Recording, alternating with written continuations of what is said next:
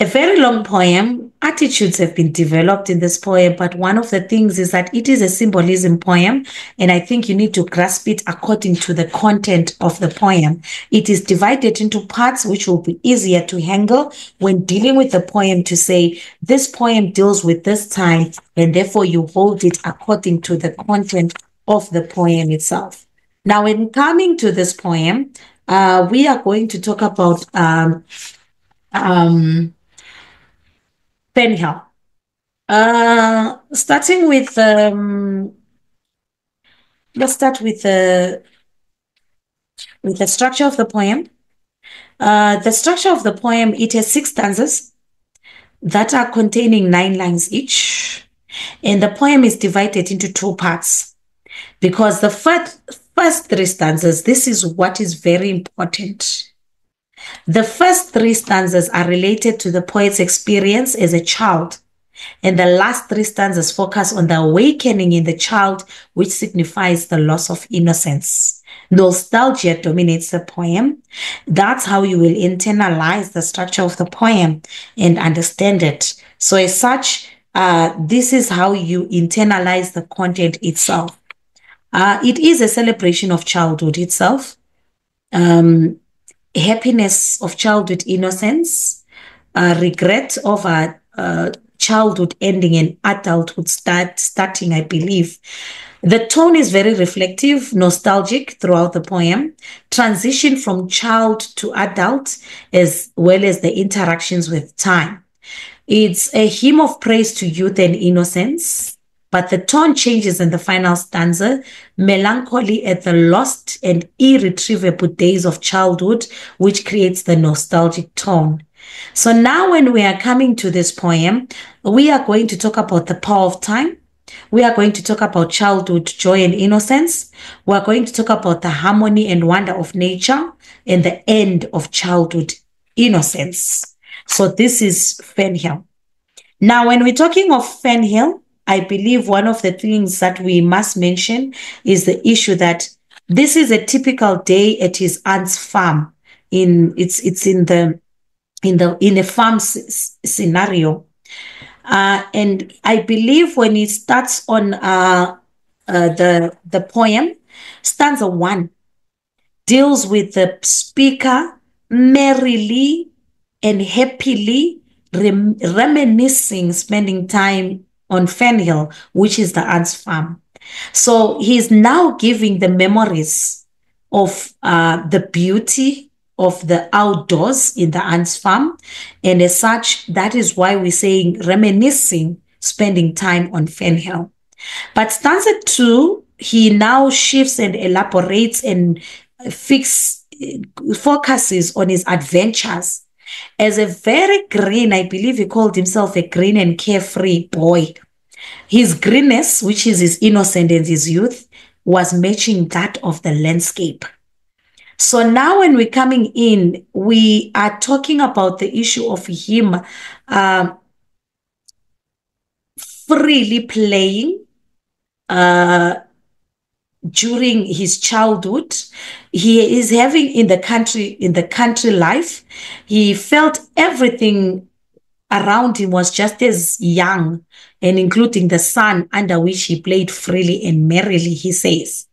And I believe he talks about he saw himself as a hero, whereby he was running around all over in the beauty and glory of this country childhood. In stanza 3, he shifts again. It's still in the childhood form, but now the shift is of a more detailed elaboration on the landscape. Getting caught up in the descriptions is what we face here, as he lists things after magical things. And I believe he talks about the music, carried away into a dreamland, the magic that we're talking about, the owls whose call is heard in the night. He felt blessed, happy, and free, and awareness is created of the paradise, the innocent bliss, and the freedom. Now, when we're coming into stanza 4, he compares witnessing the coming of the day to Adam and Eve in Eden and God creating the universe. Now, when he says this, he is now talking about maturity. A waking child is symbolic of maturity to him. He wakes up, time has passed. It's winter now. And therefore, winter is the symbolic end of his childhood and innocence.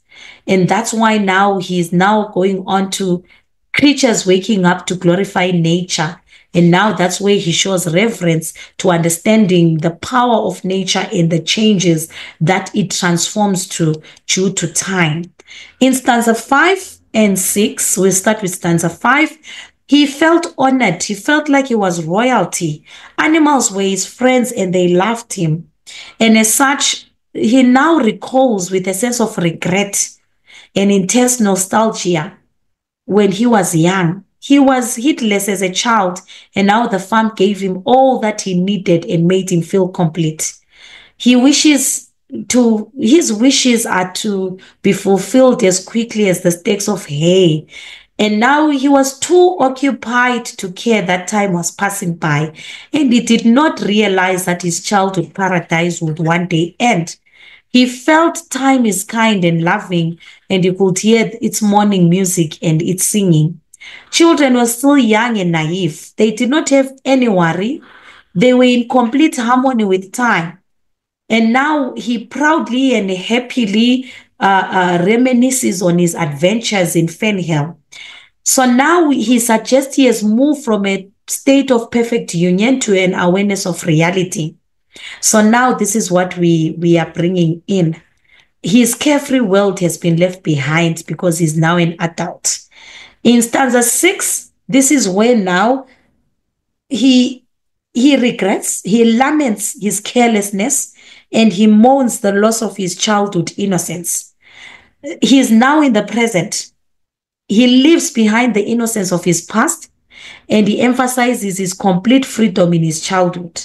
So now time is personified. He is aware of time.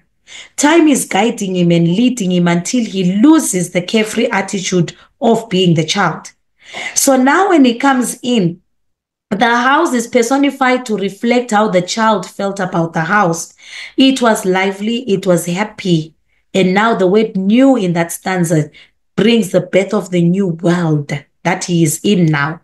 So now when he comes in, adulthood came too quickly for him. He laments the lost days of his youth. He accepts that once childhood is left behind, there is no going back unless the tool of creating it is used. Only then can an individual tap into the joy and freedom experienced in childhood, and even then, that joy is very brief. So there is a cry of regret and sorrow as he ends the poem, because time is no longer gentle to him. And it's leading him to now realizing the passage of time and the loss of the innocence, and now it only remains in his memories. So now maturity has come in, and he feels that time has betrayed him of his childhood and his youth. So now the only way he can focus on his childhood is to recapture the memories, but he cannot go back. So that is the poem that we are talking about. When we're talking about the tone in this poem, I believe we're going to talk about tones of joy and happiness. But now in the last stanza, he shifts from joy, the tone becomes of lamentation and regret. He creates a very nostalgic mood, as we said, and I believe longing for this childhood. And I believe the intentions of the poem are to reveal to us the joys of childhood and the confinements of adulthood itself. So now it's a long poem, but you must divide the content into stanzas so that you can internalize it and you'll be fine. Let's go to the